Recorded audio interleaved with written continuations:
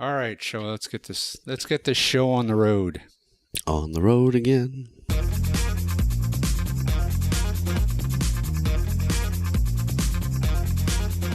Welcome to AT Banter, the podcast where we discuss anything and everything regarding the world of assistive technology. With our hosts, Steve Barkley, Rob Minot, and Ryan Fleury. Now, let's banter.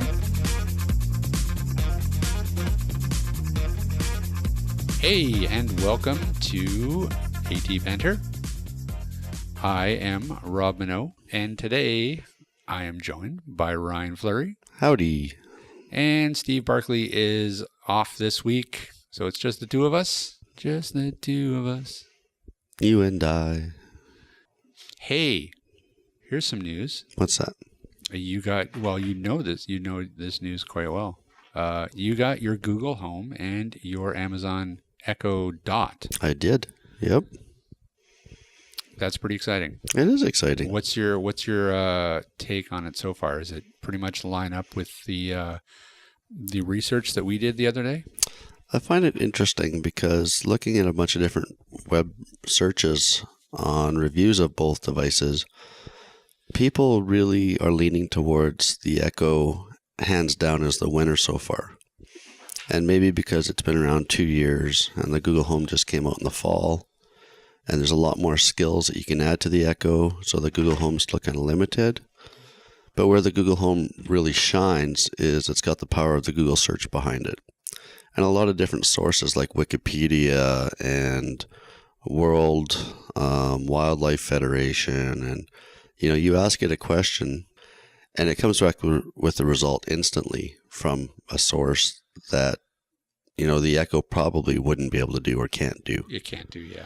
Just because of the power of Google search. Right. So I will bring them both in, and maybe we'll sit down and do a banter bit on them. We will definitely do that. We'll come up with a list of maybe 10 questions we can ask each of them. We can do a little bit of a comparison, and yeah. But like again, it's a device that I feel like it has a lot of potential there. So, well, I think in terms of accessibility, again, home automation for someone with a disability would be huge because you could actually say, Echo or, hey, Google, turn on living room lights. And it would turn on the living room lights. You could use it to turn your TV on, turn your thermostat up, lock and unlock your doors. There's a lot of home automation or home integration that is included and more is coming. I think that'll be really cool. So stay tuned for that very special episode of AT Banter coming soon. So today we're going to be talking to Rikki Poynter. And Rikki is a 25-year-old deaf woman from West Virginia. North Carolina. Why do I keep saying West Virginia? Now I have John Denver in my head. Yeah, I was just trying to think of the words as well. Damn it. She's a very big YouTuber, has a very big channel, and is a blogger and a bit of an advocate for the deaf community. We thought her story was pretty interesting, so we decided to book her and talk to her. Now, given that she is deaf, we had to conduct the interview a little differently than we would normally. So there's going to be a lot of editing in this episode, just so that you're aware. What Rob had to do the interview had to type each question to Rikki and give her a chance to respond to that question. So then after she responded, he would type a second question and they'd interact that way. Yeah, exactly. So, and what we will do, because of course of the nature of the podcast, we'll record the questions and then splice it in with her answers. So there's going to be a little bit of, editing cheating here. But that's just the nature of what how we needed to conduct the interview. So keep that in mind. Rikki is deaf. She's not actually hearing us ask the questions. She's responding to the Skype chat. So we'll see how it comes together. All right. So why don't we bring her on? Let's do it. Well, Rikki, thanks so much for joining us today, and thanks for accommodating us in this way. Are I guess first of all, why don't we just start out with a little bit of background about yourself, where you live, how old you are, and when you were first diagnosed with hearing loss. Okay, so my name is Rikki Poynter. I live in North Carolina. I am 25 years old, 26 in July. Oh man. And I was actually first diagnosed with hearing loss when I was 12. And it could be that I've been, hard of hearing, when I was 12, I was hard of hearing. Obviously, that, upgraded to like 12 when I was older. But it's possible that, I had it when I was younger, but nobody really noticed until I was 12. And how did that impact you at the time? Was it hard to accept? What was the process of acceptance like? Well, I was a kid, so I didn't really pay attention to it. I mean, when we were kids, didn't really pay attention to anything serious unless it wasn't getting the newest Pokemon game. No, that was just me? Okay. So, I don't think it really hit me until, like, my high school years. I think I remember getting it picked on a little bit when I was in, like, 6th grade and stuff, but it just wasn't very impactful until high school. I started finally noticing the fact or, accepting the fact that I had a significant amount of hearing loss. And I think it was just the fact that, I was by myself. I didn't really know a whole lot of other deaf people except for my biological mother. That's a whole different story. And, it's easier to accept things when you are with other people that know who you are, know what it's like, basically the same as you. And that didn't happen until I was about like 20, 21. So it was definitely hard to accept it at first, but then it got easier. What were some of the challenges you faced in a mainstream high school, and what were some of the frustrations? I think most of it was just like the academic part itself. Like, say for instance, like my biggest one was when I was in U.S. history class, and I made a video about this.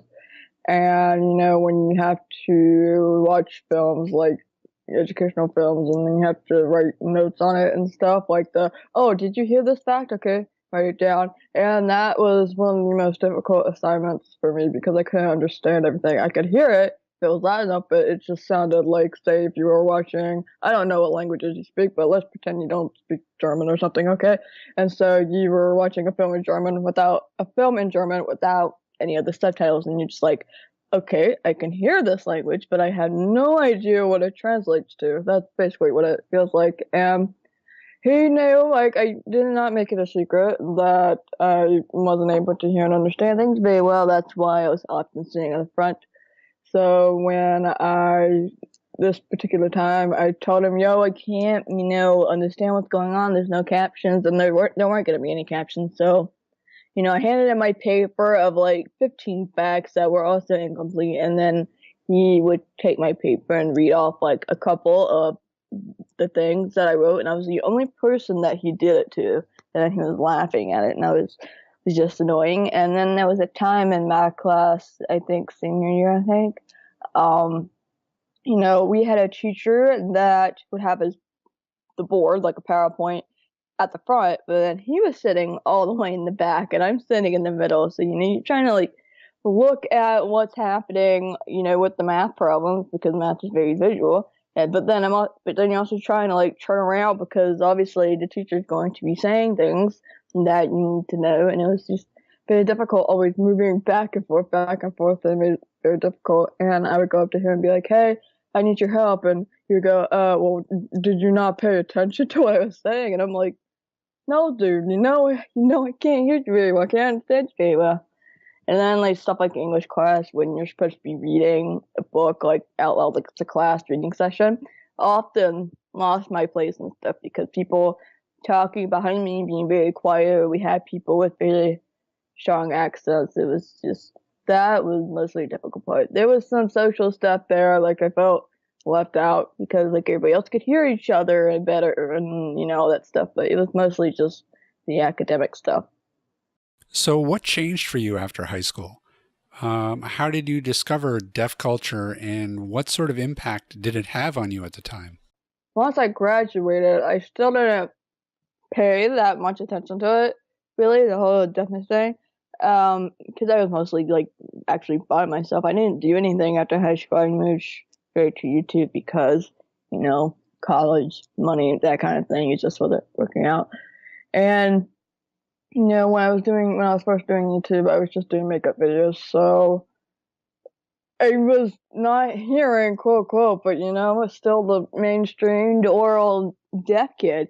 So I didn't actually find anything deaf culture related until maybe like 21, 22. The actual age is always kind of fuzzy, but I was browsing Tumblr, really, and I was just, I was very curious about, if there's how many deaf people are. Is there any other people like me? Because I got so tired of feeling alone. I think what actually made it happen was when I was looking to see if there were any deaf makeup artists at all in the world, and I watched the video over because there is one in Los Angeles, and then it kind of moved on from there. But then at Tumblr, I started seeing, other deaf people online. I was like, holy crap, and I started following them, and then we started talking, and then I started learning more things, and I started noticing more and more, like, I guess, quote, quote, ableist or autist people, just thinking up these weird things about deaf people. Some questions were, very, like, normal and understandable, but then, some things are just so way bizarre and, very rude, and that just got me thinking into stuff, and I was like, man, this sucks. And I started getting more into that whole, activism thing, making posts every once in a while, and it just kind of grew from there, and it moved to me getting bored of makeup, which was getting bored of makeup was also just because it was that itself was getting boring and repetitive. But then I was like, if I quit the makeup community on YouTube, what am I gonna do? Because that was all that I knew for what I think was 4 years I was doing it. And I thought, well, I'm deaf and I'm getting into this activism thing, right? So let's make some videos. And that blew up, but it was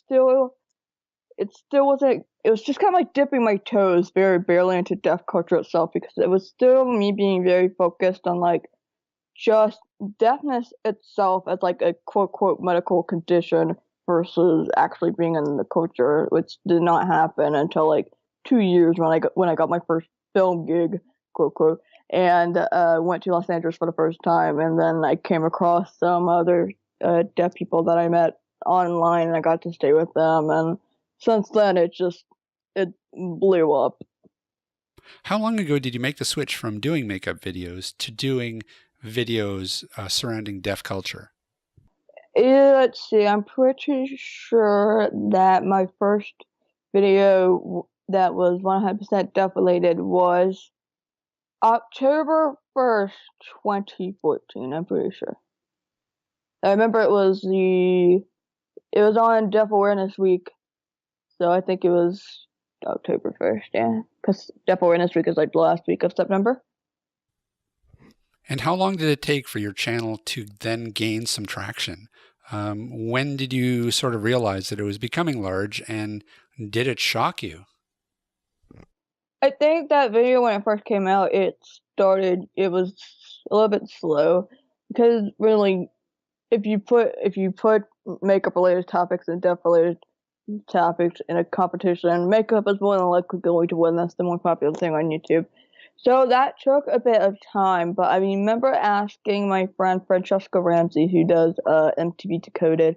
We were friends, or I guess more like acquaintances at that time, and I asked her, and I think maybe a couple of other people, if they would be willing to help share that video. It was a Q&A, like a Deaf Basics 101 kind of video, and I figured if I can ask some other YouTubers who are activists, even if it's not deaf related, I just thought, hey, could you help me out with this particular kind of activism, because it's not something that people really pay attention to.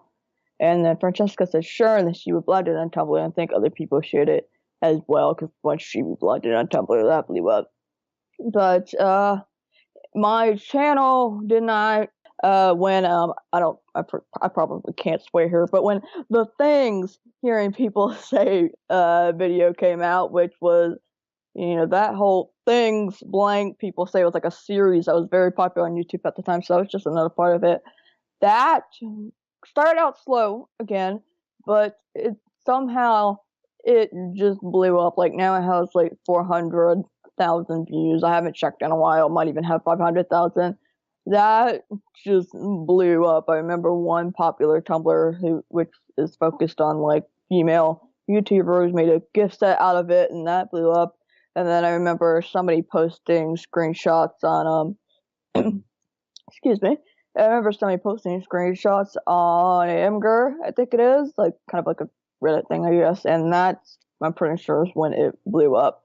But then what happened 2 years ago, January 2015, I was on a plane to IMATS, which was the what's it stand for? International Makeup Artistry Trade Show, something like that. It was a makeup show. And my friend and I were going together. We were on a plane to Los Angeles, and we land, get that phone off plane mode, and all of a sudden my notifications are blowing the heck up. I am getting a bunch of Facebook notifications, tweets, a bunch of emails. I even got a bunch of text messages that was just like, "Oh my God, Rikki, your YouTube famous now! Oh my God!" I'm like, what the heck is wrong with you people? What are you doing on my phone? And then I look at some other tweet and I see Tyler Oakley has made a video about you. It was like he was making a video about captions and how it was important to do that. And then he mentioned my name and my face in one of my videos that I made about it. So, I mean, Tyler Oakley has millions and millions of subscribers. So that gave me, let's see, I think I was at 3,000 subscribers at that time, so I was very, very small. And then during like the first wave of subscribers coming from that, I blew up to probably somewhere between 10 to 15,000. So that was the first wave of, oh my gosh, this channel is getting bigger. And then I started again just recently when I was doing a collaboration with Tommy Edison, which then blew up my channel to, now I'm at 46,000. So it shocks me. It's a good shock, and sometimes also a kind of shock, just because, the bigger you get, the more you can have people that are just ridiculous and unnecessarily rude that come in. But most of it has been a good shock, because it's like, oh, these people want to know what I have to say. Even though I don't only just talk about definition, there are probably some people that want to comment for the Pokemon stuff too, but it's just, wow. So do you feel a sense of pressure as well now that you have a larger audience? Oh yes, definitely. I think every YouTuber or any person that's like in the public eye can say that, because you have more eyes watching you, so you have to feel like you have to watch every single move that you make. Some people just don't care and they'll do whatever they want, but it's like, depending on what you're doing, like say if you're doing activism, right, for the most part, people will look at you and they're like, okay, so now you got to be a role model to these kids, so you have to act like this, don't say this. I've had people email me, like I've had old ladies email me and tell me not to swear in my videos. I was just like, okay. I honestly, I didn't really listen to that, if I'm going to be honest, but like with educational videos, I want to, like, if I want teachers to kind of use them, I will, but it's just feeling like you have to be 100% perfect all the time, like you can't mess up, and and when you do mess up, you're scared to like do anything. It's just nerve-wracking. So your videos also tend to be very open, honest, and personal. Did you find it was hard to open up to such a large audience? Depending on the topic, yes. There's still, I think, was there only? Oh yeah, first there was 2 topics that I didn't really want to talk about. Now there's still one topic that I bring up in like very short sentences, like here's this one sentence that I just barely, like, vaguely talk about, like I mentioned biological mother. That's what I'm talking about.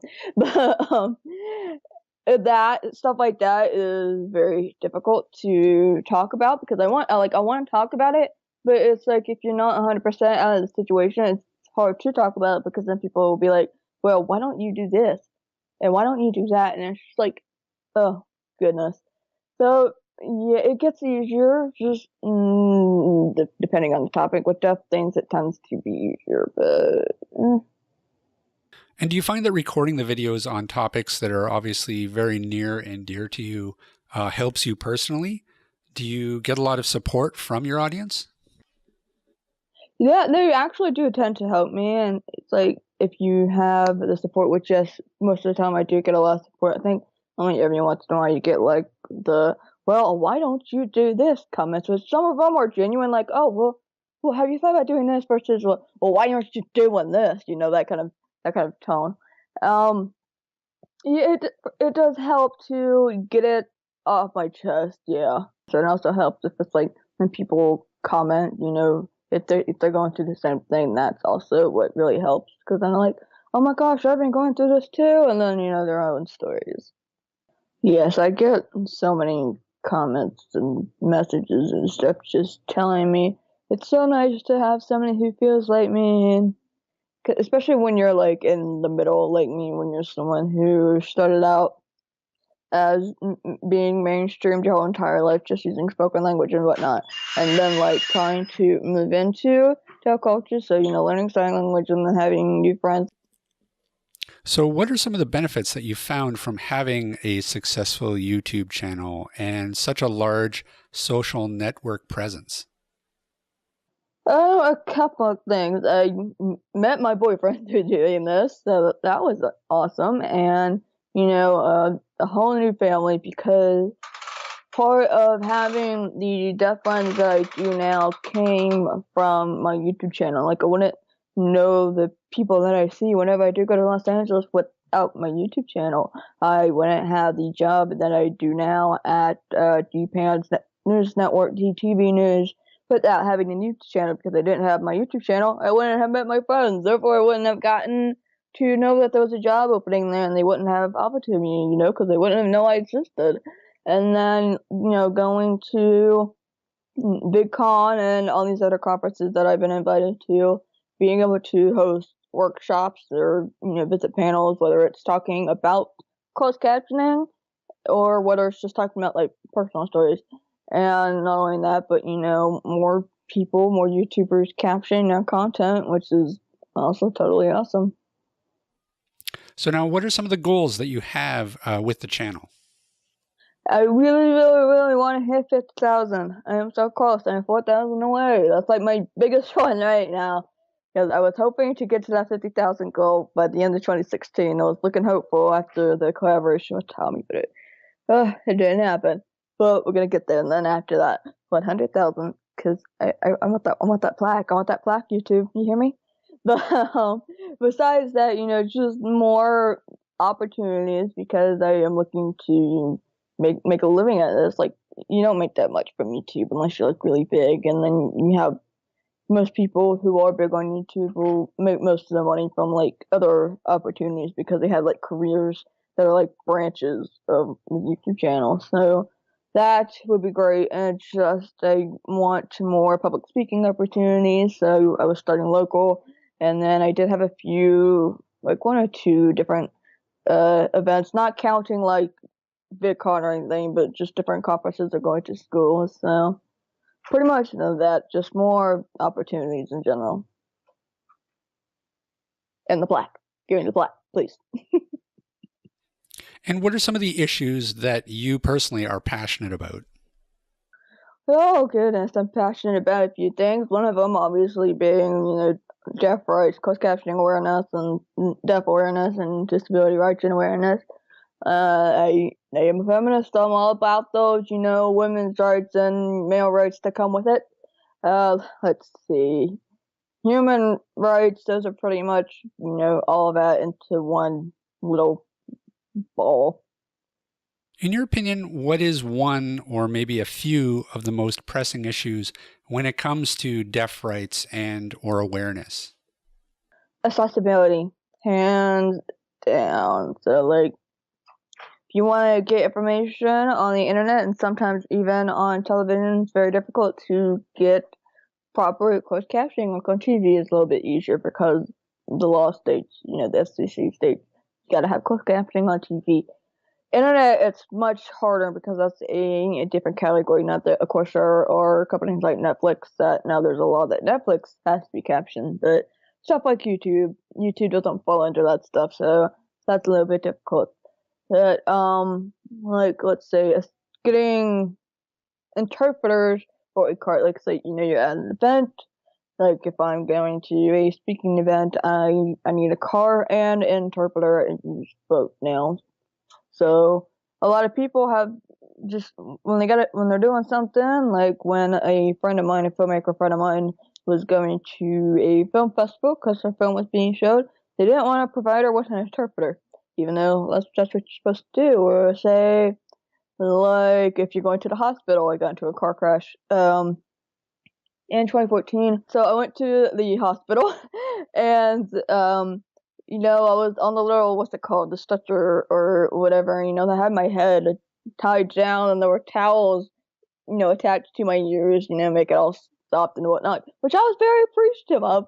But then, we get to the waiting room of the hospital in the ER section, and then there's like people just talking to me out loud with their mouths, and I'm like, they knew I was deaf. I told them that. I told the ambulance people, which they told the nurses and whoever that, but they weren't paying attention, really, or I don't know, maybe they just didn't care, so they'd be like just talking out loud, and I'm like, I would be having such issues even if these towels weren't on my ears, but now that they're on, I'm having a heck of a lot more issues. And I'm in a hospital, like, what, are you gonna give me medication if I don't know what you're saying, or are you gonna give me something I'm allergic to, and then that causes more problems, which has happened to a lot of deaf people in medical establishments. And like if you like those who have been questioned by police, arrested by police, some of them don't want to provide interpreters or like even write back and forth, even though legally by law you are supposed to provide an interpreter. So that's very frustrating. What are some of the most frustrating misconceptions that you still find people have these days around deafness? So just in general, the whole deaf people can't do this, can't do that. So like if you're trying to get a job, right, like even the most basic job, like everybody says, just apply at McDonald's. They accept anybody. No, they don't. I tried, I know. But just if you're going to an interview, whatever, or you pull an application, hi, I'm deaf, it's like, oh gosh, this isn't going to work out. They're not going to be able to hear anything. Their customers are saying they can't answer phone calls. They just can't do this or that. So then it's just difficult for us to get jobs. Things like driving, people think that we can't drive because, can't hear the sirens. So it was illegal for us to drive until 1968, 1969 in the United States. Still illegal in some other countries. So that kind of misconception hurts us because the society, if they make it seem enough like we can't do anything, then it just makes us harder to be able to do things because then people won't let us do things, Like, how are we supposed to make a living with all these misconceptions, right? And what has your experience been like with YouTube? Had you any frustrations there? I mean, what's it like running a channel as big as yours? A few. I think it's mostly when you're trying to, like, if I'm trying to go to other YouTubers and be like, hey, can you please caption your videos? Here's why, and then they don't want to do it, or they start doing it and then they just stop doing it, like with no explanation whatsoever. There are a few YouTubers who have done that. Very big YouTubers. I don't really want to use the word frustrating, but it's kind of disappointing, I guess. I guess that's a lighter word to use than frustrating. And if YouTube could do better with like the automatic captions, or really not have them on at all, because people tend to, like, if we ask for captions and people are like, well, there's automatic ones, and it's like, no, that's not what that does. It doesn't do anything. Let's see, running a channel as big as mine, so it's not as big as others. So I think what's actually makes it most difficult is the subscriber count versus like actual view count. So you see, like, oh, hey, I have almost 50,000 subscribers. That's so awesome. But then if you're filming, editing, captioning, okay, well, somebody else captions my video, so I can't take credit for that. But, you get all this stuff together, and then you upload it, and then you might, on average, only get, like, 1,000 views. That can be a little discouraging because you see the big number in your subscriber count, but then what really matters is the actual view count, because that's how many people are actually, paying attention to what you're doing, and that's a little discouraging. In terms of closed captioning, how do you find services such as Netflix or Amazon Prime? I don't use Amazon Prime to watch videos, so I can't say anything about that.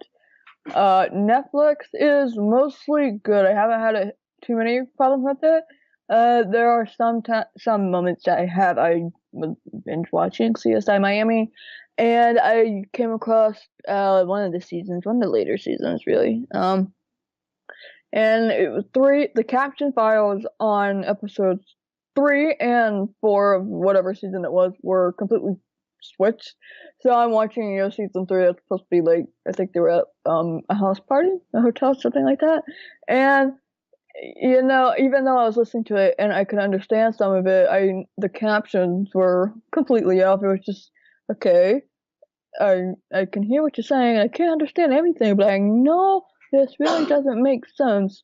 Does it coordinate with the visuals right here, And then I went to the next episode and saw that those captions made more sense with the previous episode. And I was like, what you doing? But I contacted Netflix about that, and they switched it. I don't think I really had.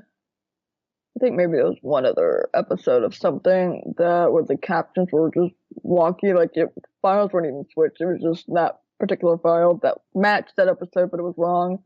I think other people have occasionally told me about the moments, but overall they're pretty good with it. Or actually, now I think about it, there is one thing sometimes, if you're watching a foreign film, like I'm very big into Korean horror and watching like Hong Kong films and Taiwanese TV shows, and so they'll have the subtitles on for Chinese audio if you're watching Chinese movie, and then English subtitles. But then occasionally, if they are speaking English, like Hong Kong is a bilingual country, so you'll often hear English go into what they're saying, and there's an American actor on there, so he flipped back and forth the languages. So they'll have Chinese subtitles, and all of a sudden he starts speaking English in the middle of it, and then they don't catch it in that part, and I'm just like, oh, okay, I am so confused. That's probably the biggest one. Getting a little off topic, but I'm curious, what's your current favorite TV show and or movie? Current favorite TV show? I've been watching Buffy. I don't know if I would call it like favorite TV show ever, but I'm really enjoying it. But if like overall, CSI Miami, there's a couple of Japanese dramas that I really like. Gilmore Girls, Charmed. Movies tend to change, but like stuff like Legally Blonde, Fast and Furious, Tokyo Drift. I've seen that so many times. C-Spot Run, so old, so good. Any movies that are more current, I'm not really sure. I haven't really done a whole lot of movie watching lately. Mostly just TV shows because Buffy is so long. It's so good. So now if people want to reach out to you and contact you or find and subscribe to your channel, where can they do that? Just if you go to YouTube, just search my name, Rikki Poynter, RIKKIPOYNTER, and I pretty much use that handle for everything.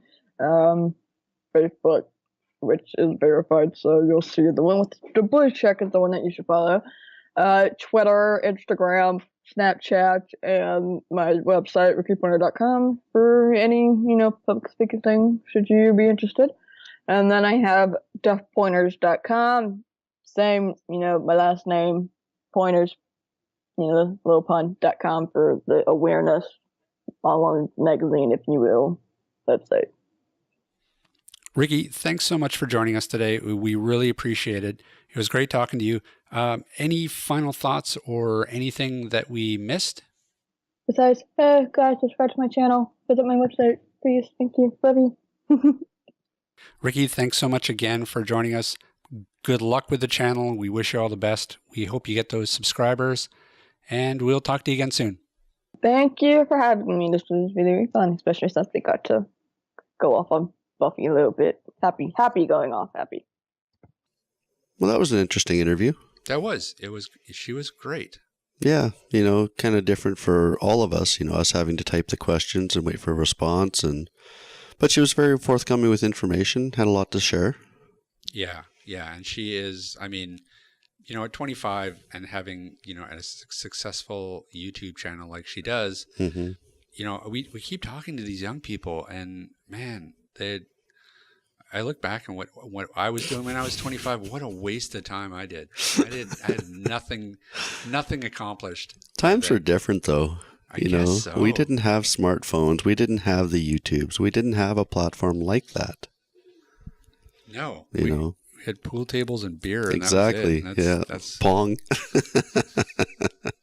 Beer pong. But that's great. I love what she's doing on her channel. So I'd encourage anybody listening that hasn't checked her out already. Go to her channel, see what she's up to, subscribe. Let's get her subscription rates up. Yeah, I think she was at 46,000. She's aiming for 50. So let's go. Let's help her out. Ring those phones. Click those links. Click. Ryan. Rob. Where can people find us? They can found us? They've already found us. They have, hopefully. If not, they can visit www.atbanter.com. They can also email us at atbanterpodcast@gmail.com. That's right. Or they can find us on Twitter, Facebook, YouTube. You are correct.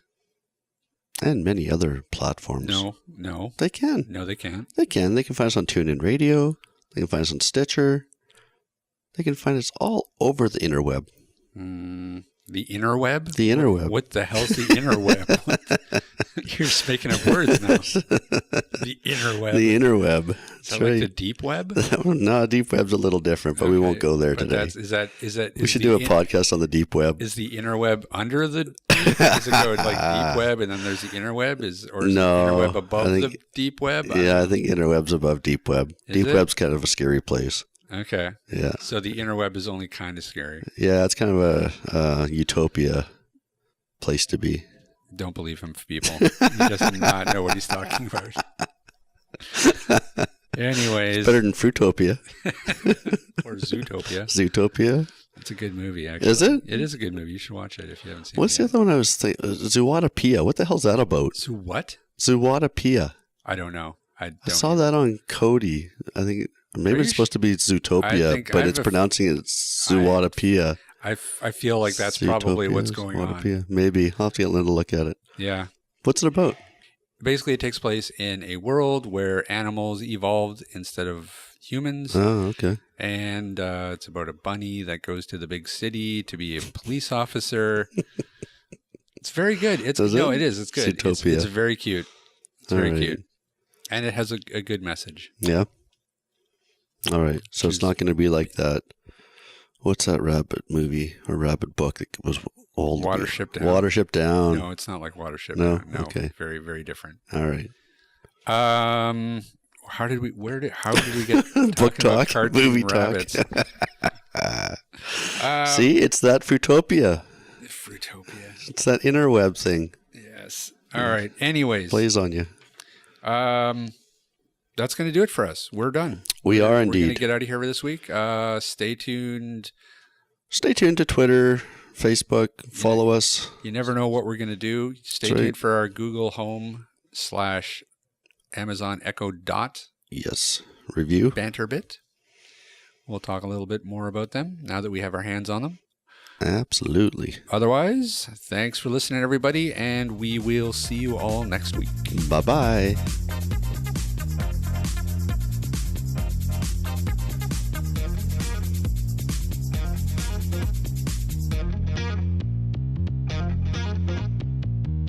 This podcast has been brought to you by Aroga Technologies. Visit Aroga Technologies online at www.aroga.com. That's AROGA.com. Music provided by bensound.com.